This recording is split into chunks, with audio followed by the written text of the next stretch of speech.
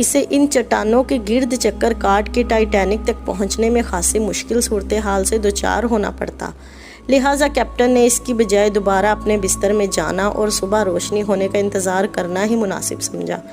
صبح جب وہ ٹائٹینک کی لوکیشن پہ پہنچا تو ٹائٹینک کو سمندر کی تہہ میں پہنچے 4 گھنٹے گزر چکے تھے اور ٹائٹینک کے کیپٹن ایڈورڈ اسمتھ سمیت 1570 افراد موت کے گھاٹ اتر چکے تھے۔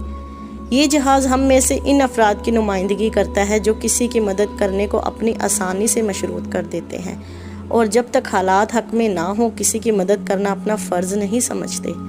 یہ ہے انسانوں کے بارے میں دوسرا رویہ۔ تیسرا جہاز کروپیتھیا جو ٹائٹینک سے 70 میل دور تھا۔ اس جہاز کے کیپٹن نے ریڈیو پہ ٹائٹینک کے مسافروں کی چیخو پکار کو سنا۔ صورتحال کا اندازہ ہوتے ہی باوجود اس کے کہ یہ ٹائٹینک کے مخالف سمت میں جنوب کی طرف جا رہا تھا، اس نے فوراً اپنے جہاز کا رخ موڑ